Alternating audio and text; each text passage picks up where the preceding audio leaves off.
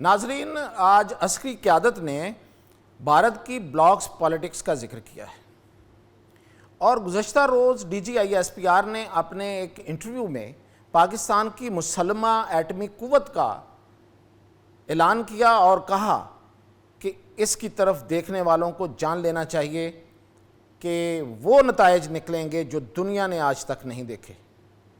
بڑا کلیئرٹی کے ساتھ یہ بیانیہ دیا۔ اس کی وجہ کیا ہے؟ کیا کوئی خاص ریزن ہے کہ اس پہ یہ بیان آ رہے ہیں اور ہماری عسکری قیادت کس بات پہ اور کس کو کیا پیغام دے رہی ہے؟ اس پہ بات کرتے ہیں۔ اور دوسرا یہ کہ بھارت کی طرف سے اطلاعات ہیں کہ وہ اگلے کسی اپنے ناپاک عزائم کے حوالے سے اس نے پاکستان کے کچھ سویلین ٹارگٹس جو ہیں لاک کیے ہیں، تو پاکستان نے بھی کچھ ٹارگٹس لاک کر لیے ہیں، وہ بتاؤں گا وہ کون سے ہیں۔ تو سب سے پہلے تو اس بات پہ آتے ہیں کہ یہ آج عسکری قیادت نے جو بھارت کی بلاک پالیٹکس کا ذکر کیا ہے، اور پھر یہ کہ گزشتہ روز جو D G I S P R نے پاکستان کے ایٹمی پروگرام کے حوالے سے بڑا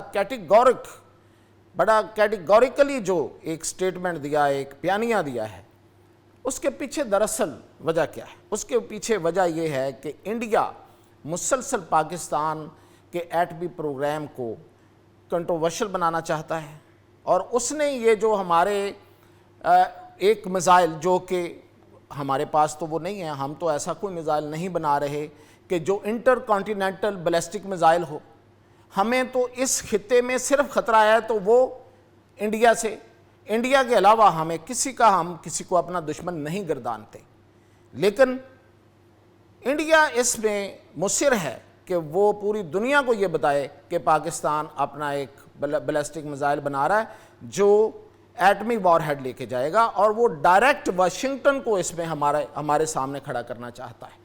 اور پھر یہ کہ نریندر مودی کے ساتھ اس کا جو بھائی ہے، جو کندھے سے کندھا ملا کے کھڑا بھائی اس کا نیتن یاہو، اس کا انٹرویو بھی ریکارڈ پہ ہے۔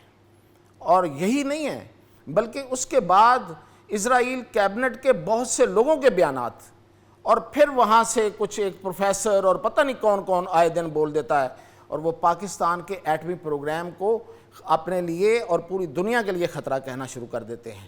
تو یہ بیسیکلی یہ کوئی عام سی بات نہیں ہے، اس کے پیچھے ایک پلاننگ ہے ان دو شیطانوں کی، اور یہ پلاننگ یہ ہے کہ یہ پاکستان کے ایٹمی پروگرام کو متنازع بنا کے پوری دنیا کے لیے خطرہ بتا کر اس پر ناپاک نظر رکھے ہوئے ہیں۔ دیکھیں، یہ کوئی آج کی بات تو نہیں ہے، یہ تو 1985 میں جب ہمارا ایٹمی پروگرام اب بھی تکمیل کے مراحل میں تھا، تو اس وقت ہی اسرائیل آ گیا تھا بھارت کے اندر، اور اس نے وہاں سے بھارت کے ساتھ مل کے پاکستان کے ایٹمی پروگرام پر حملہ کرنے کا پلان بنایا تھا۔ اور پھر پاکستان نے جو تھریٹ دیا تھا وہ یہ تھا کہ ٹھیک ہے، ہم ایک سوسائیڈل مشن بھیج رہے ہیں اسرائیل کے اندر، جو ظاہر ہے کہ ہمارے طیارے واپس اس وقت نہیں آ سکتے تھے، ہماری اس وقت یہ کیپیسٹی نہیں تھی کہ ہم حملہ کر کے واپس آ سکیں، تو وہاں حملہ کریں گے، سوسائیڈل حملہ کریں گے، شہادت پائیں گے، اور ایک ہم حملہ کریں گے انڈیا پر۔ تو اس کے بعد پھر جب یہ پیغام امریکہ تک پہنچا تو یہ پلان جو تھا انہوں نے اپنا روک لیا، لیکن یہ ان کے عزائم ابھی تھمے نہیں ہیں، اس لیے یہ D G I S P R نے بھی وارن کیا ہے، اور آج کی جو پریس ریلیز ہے، آج کی جو اعلامیہ ہے، اس میں بھی اس کی طرف جو ہے وہ واضح کہا گیا ہے کہ بھارت اسرائیل کو اپنے ساتھ ملا کے پاکستان کے خلاف محاذ بنا رہا ہے۔ تو یہ خبردار کرنے والی بات ہے، اور یہ پوری دنیا کو خبردار کیا ہے۔ اب آتے ہیں کہ بھارت کہتا ہے کہ اس نے پاکستان کے کچھ سویلین اور کچھ کمرشل سائٹس کو نشانہ بنایا اور لاک کیا ہوا ہے، اور اگلی اس کی جو بھی ایک غیر دانشمندانہ قسم کی جو اس کا مس ایڈوینچر ہوگا، اس مس ایڈوینچر میں وہ ان کو نشانہ بنائے گا۔ تو دیکھتے ہیں ہم نے کیا کیا، ہم نے بھی پھر ایک بنا لیے ہیں، ہم نے بھی لاک کر لیے ہیں۔ جب یہ میزائل اڑیں گے، یہ کہاں سے اڑیں گے؟ جہاں سے پہلے اڑے تھے، یاد ہوگا ان کو، جس نے ادھم پور پہ جا کے حملہ کیا تھا۔ تو جب یہ میزائل یہاں سے نکلیں گے تو پھر کیا نشانہ بنے گا؟ سب سے پہلے نشانہ ہوگا ان کا ہندوستان ایروناٹیکل لمیٹڈ، جو کہ ان کے फाइटर जेट बनाते हैं, तो वो कॉम्प्लेक्स सबसे पहले निशाना होगा। और दूसरा निशाना हमारा फिर होगा हिंदुस्तान एरोनॉटिकल हेलीकॉप्टर जहां से ये बनाते हैं, वो वाला कॉम्प्लेक्स जो तुमाकुरू में है, वो निशाना बनेगा। इसके बाद हमारा अगला निशाना कौन सा होगा? DRDO assembly बरुपुरा। ये इनकी लैब्स हैं, ये इनकी फौजी लैब्स हैं, यहाँ पे ये जाके मिसाइल बनाते हैं। और ये DRDO stands for defence research and development organisation. तो ये इसको पहले, उसके बाद हम निशाना बनाएंगे।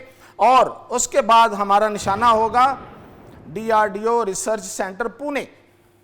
ये भी इनका एक बहुत बड़ा दफाई वहाँ पे साजो सामान तैयार करने वाला एक सेंटर है। और फिर हम यहाँ तक नहीं रुकेंगे, इसके बाद हम साइबर सिटी न्यू दिल्ली जाएंगे, जिसको DLF भी कहते हैं। और ये बहुत बड़ा इनका इंटरनेट सिटी है और साइबर सिटी है। नई दिल्ली के बाद कनाकिया सिलिकॉन वैली, जी मुंबई के पास, जहाँ पे पूरी दुनिया पूल हुई है, फिर वो भी निशाना होगी, वहाँ भी मिसाइल लगेंगे। और यही नहीं, इसके आगे इनका सबसे बड़ा जो बिजली घर है, रिफाइनरी है, पूरी दुनिया की सबसे बड़ी रिफाइनरी जो है वो मुकेश अंबानी रिफाइनरी है गुजरात में। इसको निशाना बनाएंगे और फिर देखेंगे कि भारत जो है वो कैसे ठहरता है। और इसके यहाँ ही नहीं, बल्कि अडानी गोडा थर्मल प्लांट झारखंड में, ये कोल का बहुत बड़ा प्रोजेक्ट है, ये भी हमने लॉक कर लिया है। हिंदुस्तान वालों, अगर तुमने लॉक किए हैं तो फिर ये भी लॉक हैं। फिर देखते हैं मैदान में कौन जीतता है। इसके साथ ही इजाज़त।